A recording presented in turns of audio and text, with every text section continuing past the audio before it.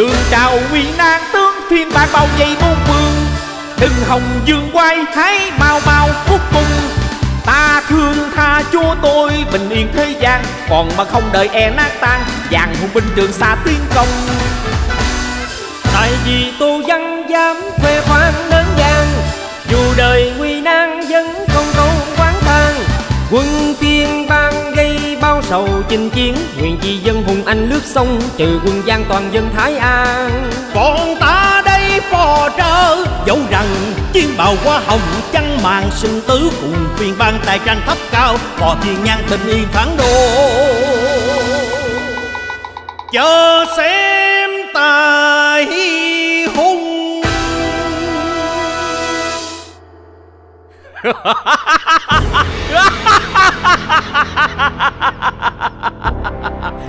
Tô Văn ta đã từng giết mấy mươi viên tướng tại núi Phụng Hoàng, nay há sợ vì một quốc trì cung. Để ta xem ai đủ tài lược thao đến cứu giá. Tần huynh đã lâm trọng bệnh, e rằng không qua khỏi tuần trăng này, còn lại chỉ là phường tiểu tốt. Quân dạ, mày lòng bao vây Đông Môn, Thiết Hành canh giữ Nam Môn, Tây Môn Ba Liêm và Ba Can trấn giữ, còn ta sẽ hạ trại trốn Bắc Môn, để xem bọn chúng cầm cự được bao lâu.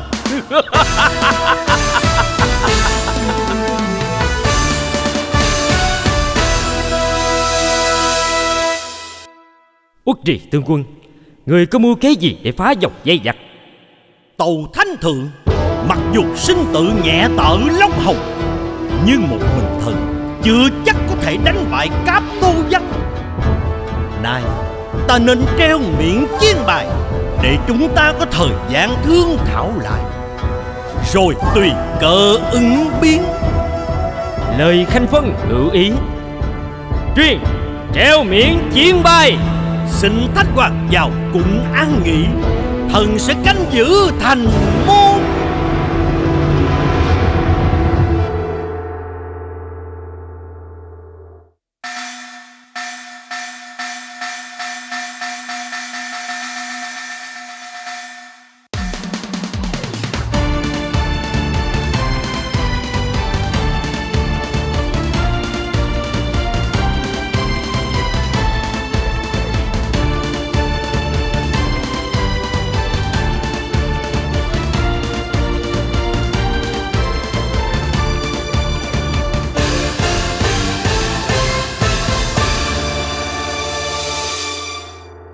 Việc hổ thành nay đã đến, hỡi Thanh Hoàng có ta cứu nguy.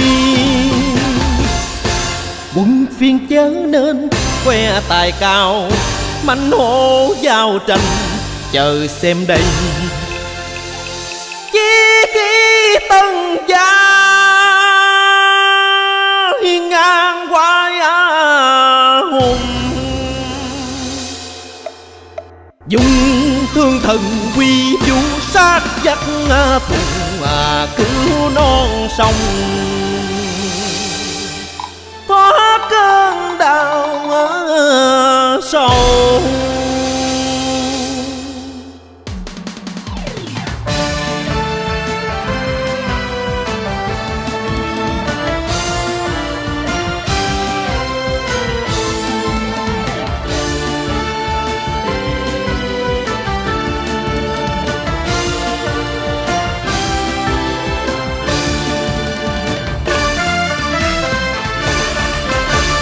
Trông thấy người anh tuấn tài ba, nhận rõ ra phò mã đường trào, đời Đông Môn ra lực thần hoài, diệt trừ quân phiên bảo toàn thành bang.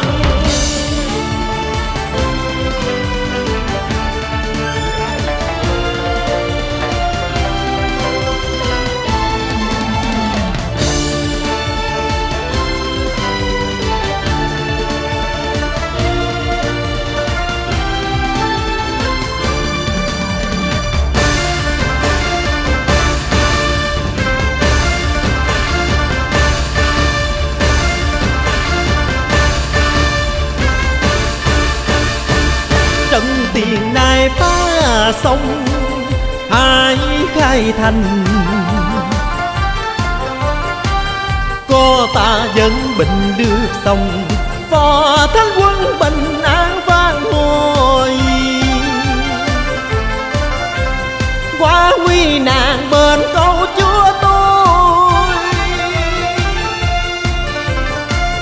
kính lòng trung nghĩa ngày nay hai sang Nam Môn phiên tướng trừ sông sẽ khai môn thành. Sao Quốc trì tướng quân, ngài muốn tôi diệt quân phiên nơi Nam Môn à? Phải, Tiết Hành đang canh giữ Nam Môn. Tần phò mã hãy giết Tiết Hành, rồi ta sẽ khai thành. Được, tôi sẽ sang Nam Môn dẹp loạn.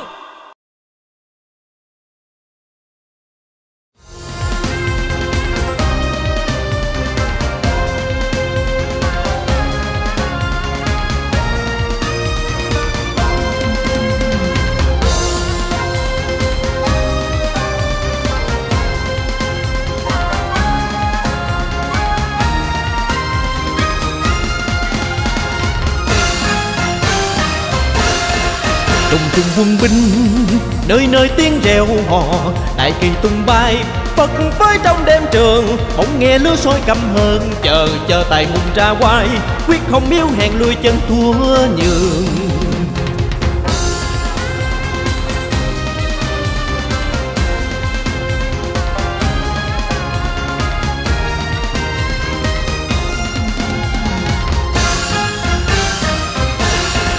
Dặn danh Tần gia nguy nan nào than, dù thân tan nát ra trời lòng chung với dình nguyện không đối dời thêm một lời.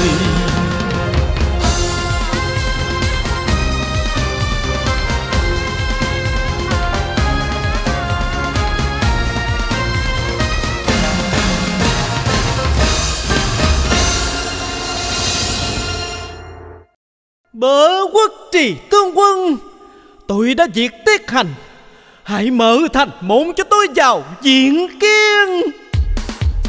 Quả nhiên dòng Tần gia anh hùng tế thế, Tần phò mã. Trông thấy ai bạch bào bạch giáp, xin lời phân có phải chăng gia đường khuất nuôi hát về trời.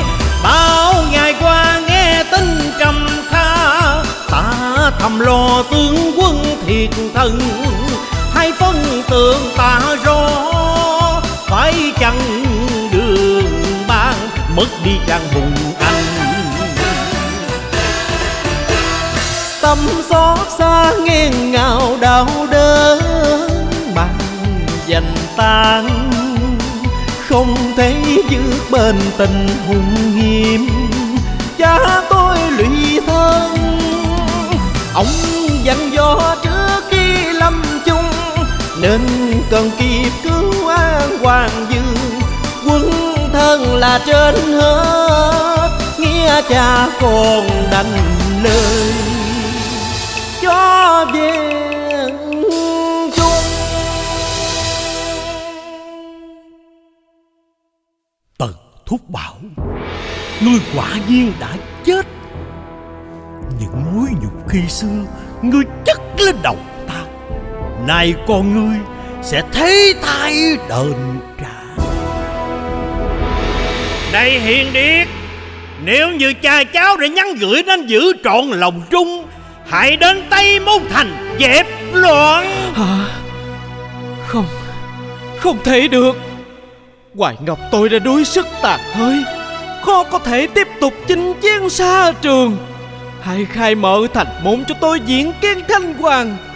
La Thông còn động binh bên ngoài chờ nổi ân ngoại họp. Ta quên mất, Từ Mậu Công quân sư nghiêm cấm không được mở Đông Môn. Thôi, cháu hãy qua Tây Môn, ta sẽ mở thành đón cháu. Quốc trì cung. Gió hà gây khổ lụy thân anh hùng, quốc trì mi giam cửa thành không mở, vùi chôn tướng tài.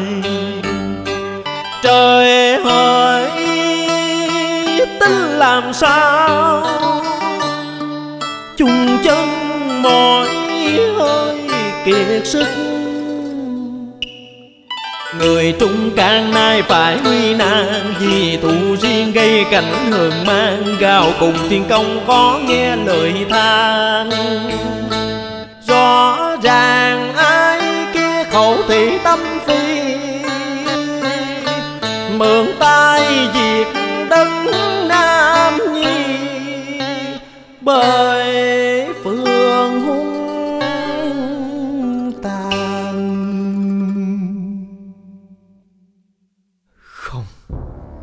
Không, Tần Hoài Ngọc ta không thể khoanh tay chịu chết. Dẫu còn một hơi, ta cũng ra sức tài trảm tương pha binh. Quốc trì cung, ta sẽ cho ngươi thấy tài ba của dòng họ Tần.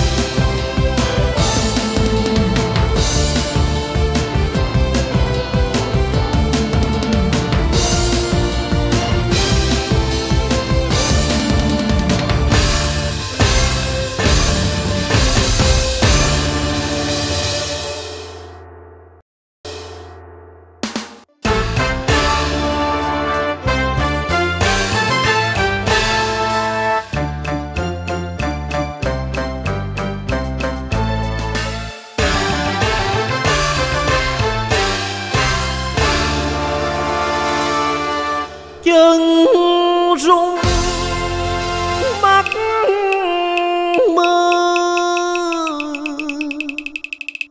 thấy lương chất chơ lực tan mòn hơi.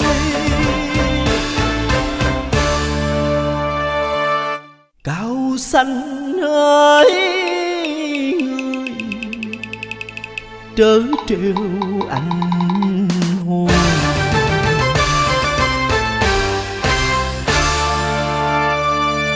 dù tan thấy khắc câu quân thần không sơn,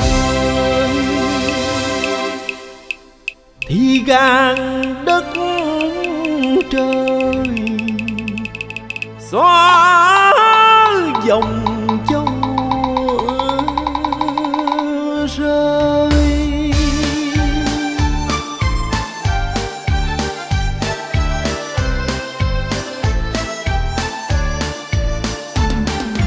Nặng gánh giang sang tứ sanh nhẹ nhàng, ta nay dù thác tiếng còn rền vang.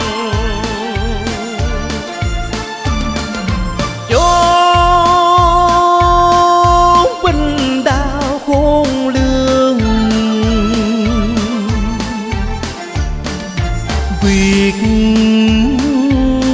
quyết đấu không thua nhường.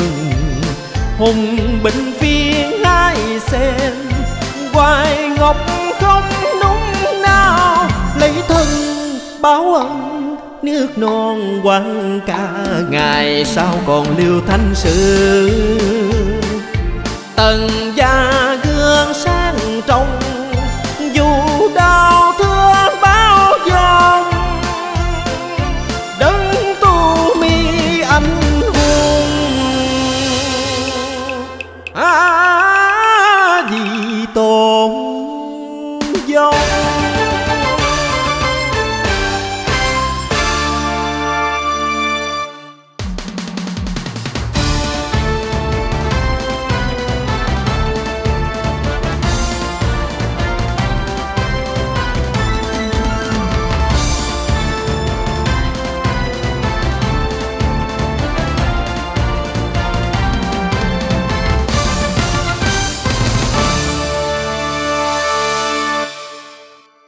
Quốc trì cung, người hãy mau mở thành môn, đừng vì chút tư thù mà quên đi việc chung non nước. Hiền Điệt nói gì lạ vậy? Ta nào có mang tư thù. Quân sư rõ ràng nghiêm cấm không được mở thành môn, ta sao lại có thể sai lời chứ? Ta đã dẹp xong quân tướng nơi Tây Môn, sao người vẫn còn kiên trì không khai quan tiếp rước? Hiền Điệt ơi, ta quên mất quân sư còn căn dặn Tây Môn cũng không thể mở ra. Hiền Điệt hãy đến Bắc Môn, ta sẽ cho đem quân tiếp diện. Hả? Quốc trì cung, chớ đừng xảo ngôn nhiều lời mê hoặc, nhà ngươi chỉ mong nhờ thế giặc thù, binh biến xa trường giết đời anh tướng. Hiền Điệt nói gì ta chẳng hiểu thông, tâm thẳng ngay nào gian trá. Lời quân sư căn dặn rõ ràng, ta có thể nào làm sai quân y. Thôi hãy thôi múa mỏ của môi, dùng cây mưu sâu vì chút tử thù. Hỏi xem người có thấy thẹn lòng, việc đấng anh hùng ai cứu non sông. Nếu quả sức tài mạnh hổ cuồng long, hãy đến Bắc Môn phá trận Bảo Thành, chiến thắng gian lần trì cùng bái phong.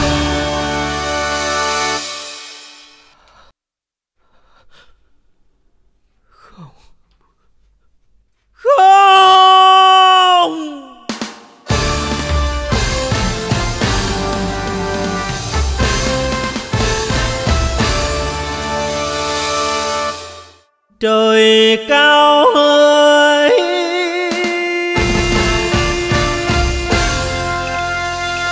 người nỡ gây chi thế lương quốc hơn tâm tư ngàn quốc. Giờ làm sao lên yên, giặc thù ngàn binh quang sang, thân trai thôi chắc cam chốn vùi trần chiến. Khó mong về cô hương,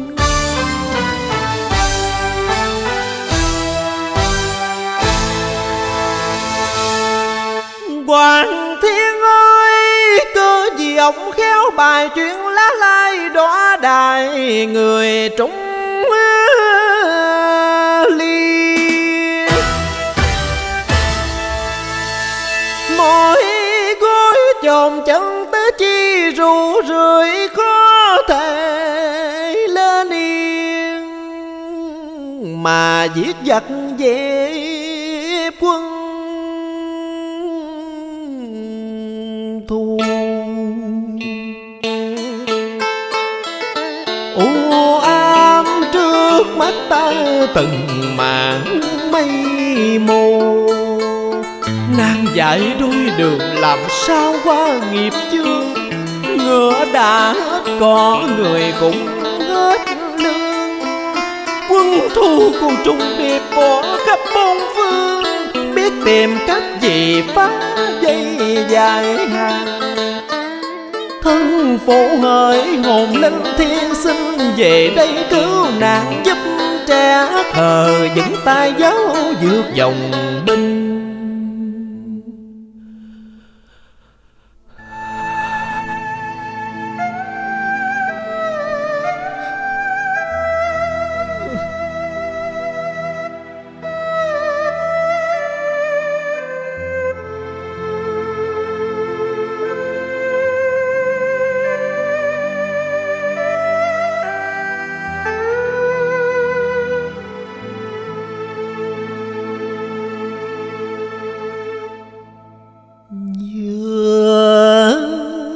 Nơi xa trường vui thấy thân hồn anh cất cao tiếng gào quân hoàng có thấu cho hiền nhân. Ta sức mòn chân rung khó mong dậy dùng trung thần tâm ghi, nhưng nay cam đành tham bi. Nguyên thề phò an thanh quân giờ hết mong thấy nhau trùng quan. Vì khổ thành ngàn quân tiên sang chôn xác ta gió câu phố phàng. Hỡi cha già thương tha giùm con không giữ vẹn những câu thề cùng cha.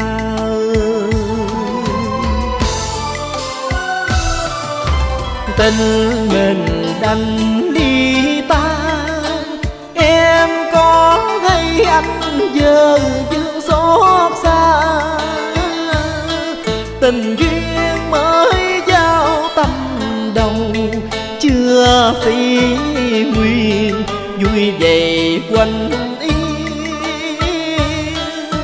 Ngày chia lìa phu thê tay nắm tay thì chẳng phải câu phú tùng thiếp lo từ quyến chốn xa trường chàng cần tâm bình yên. Nơi nàng còn bên tai như ấm máu tim ta, nung chí cao anh hùng dù đời không dung cho anh giữ câu trung. Nàng ơi ta quyết lòng tìm phương trở về mình không để đù vùi chôn chí hồn.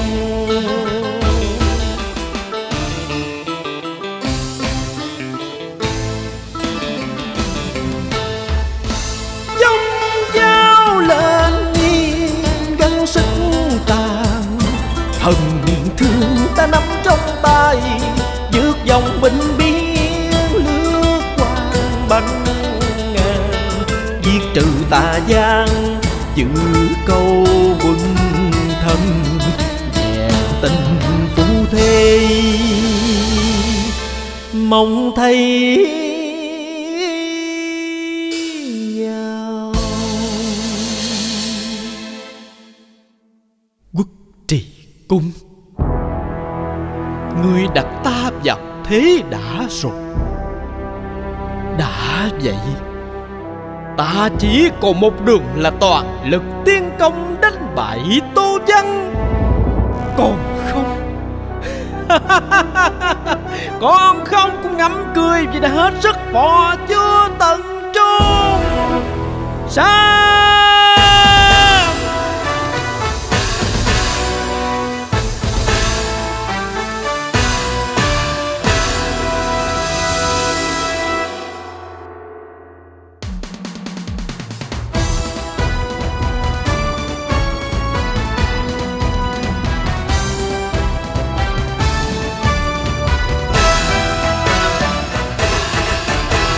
danh tiếng vang rền phiên quốc quay hùng, tiểu tứ mị sao giáp cùng ta đo sức hùng anh trốn Trường Sa.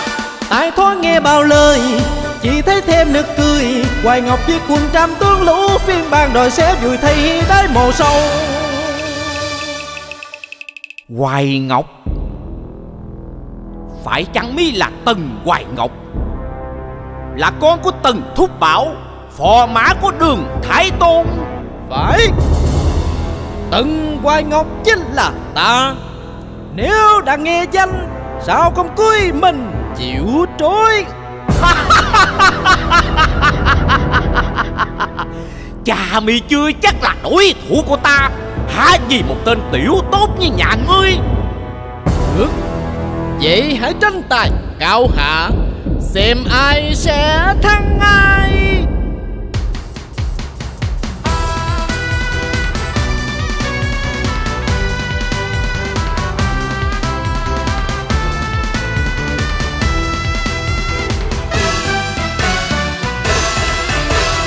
Tài hùng cường ra quay chốn quân binh, khen thái người trai sáng hà năng gánh quăng vai. Lời thật tâm hãy nên mau quy hàng, chất cao quyền phiên trào, lời danh gấm nhung đang chờ. Im lời đi, đừng phí nhọc lòng, cần đề phòng gươm giáo tranh đương. Ta thề nguyện không thua nhường, đường thương Tần gia giết ngài giặc thù.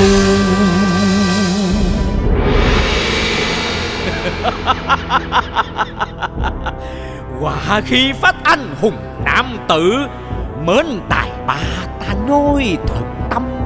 Quy hàng đi chất tước rõ ràng, bằng nghịch lại nơi này chôn xác. Chủ hôm nay đã vàng tàn nát, cũng không hài lòng bội chúa phản ân. Được, vậy để ta đưa ngươi về chốn suối vàng. Đánh, đánh.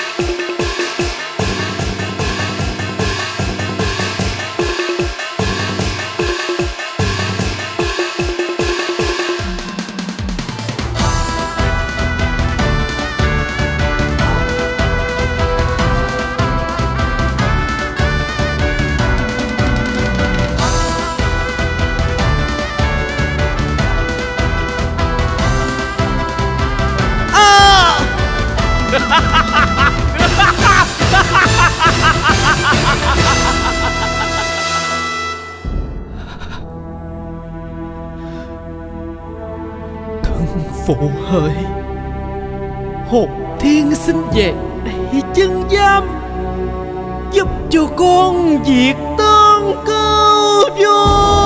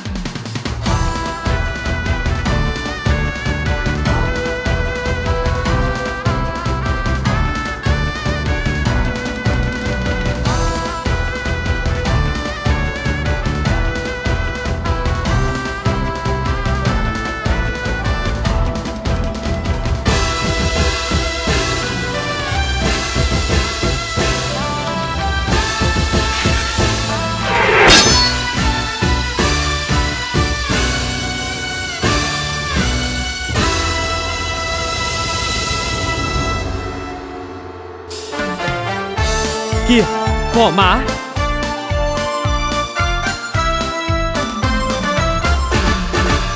Người ghi công lớn cứu nguy hoàng gia, Trường Sa ra sức vũ huy tài ba. Lòng ta hân hoan sướng vui, có trang hùng anh báo ban khí danh không mơ. Kỳ cùng nghiêng thân bãi phong, Tần gia lướt thao vô sông. Đừng nên ghi tâm chấp đê bởi tôi lầm mê. Sao? Quốc trì cung, ngươi đã làm điều gì sai lầm? Tâu hoàng thượng, thần Hoài Ngọc, nói cho phụ vương biết chuyện như thế nào. Tâu phụ vương, Quốc trì tướng quân bảo vâng lệnh Mậu Công quân sư, không thể khai thành cho trẻ vào bảo giá. Hả? Quốc trì! Tâu hoàng thượng. Đời còn phân hoa nghe hải kinh, vì đâu đang tâm gây nguy khổ giữa nơi xa trường. Đời hùng anh lìa dương thế, nào còn người ra tay giúp nữa. Tâu hoàng thượng bớt cơn thịnh nộ, thần chỉ muốn cho quân phiên thấy tài của Phò Mã. Dám đâu bài mưu giết quan Tần gia, chỉ mong chờ ai tiếng tâm lừng danh lời bài phân. Quốc trì cung, ngươi đừng xảo biện. Ngươi cùng Tân huynh nửa đời tranh đấu, ta đã không xen vào. Nhưng nay ngươi lại muốn mượn tay giặc thù để giết Hoài Ngọc, thì tội kia không thể tha. Võ Đao Quân, dạ, truyền đem Quốc trì cung trảm thù. Hoàng thượng, thần thật không cố ý dồn Phò Mã vào chỗ chết. Thần luôn quan sát từ trên thành và sẵn sàng binh mã cứu nguy. Im đi, Hoàng thượng.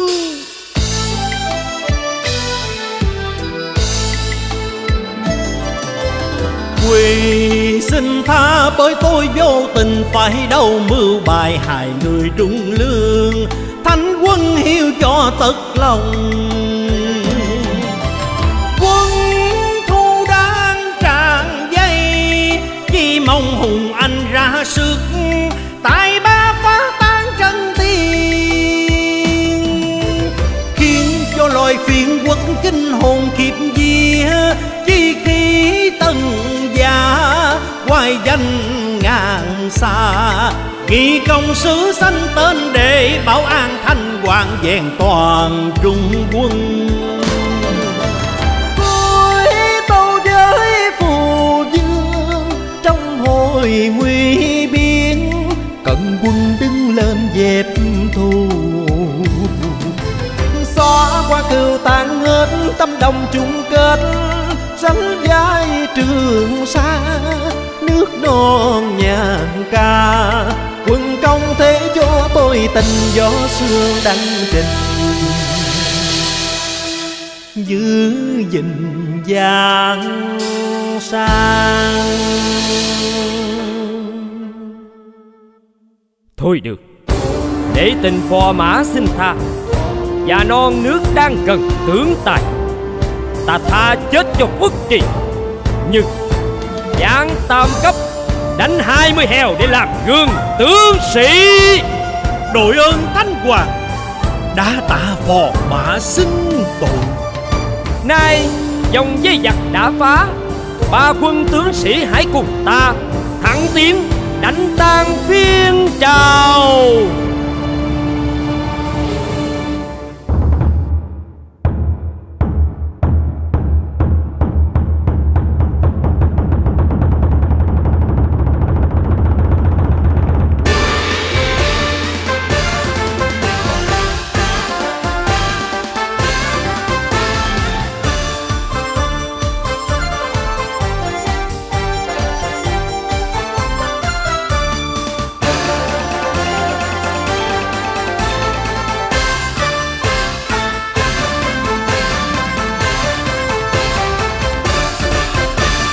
Tung bay cờ nghĩa phấn hùng binh, vì non sông nào mang tứ sinh. Chung vai đắp xây đơn dần nương, tàn bao khổ đau cho dân lành vui ấm no.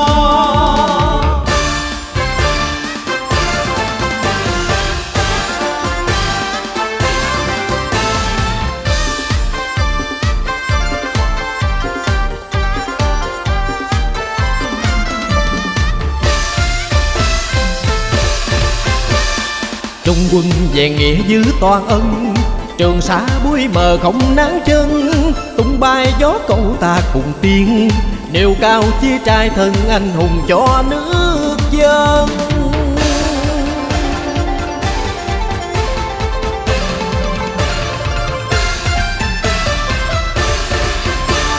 Lương quan ngàn ta phá thành bang, viên quân thừa giữ an hoàng triều.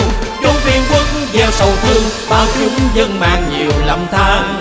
Dùng lưới gươm diệt trừ tà gian, ta lấy lại vàng sang gấm vàng. Dùng lưới gươm diệt trừ tà gian, ta lấy lại vàng sang.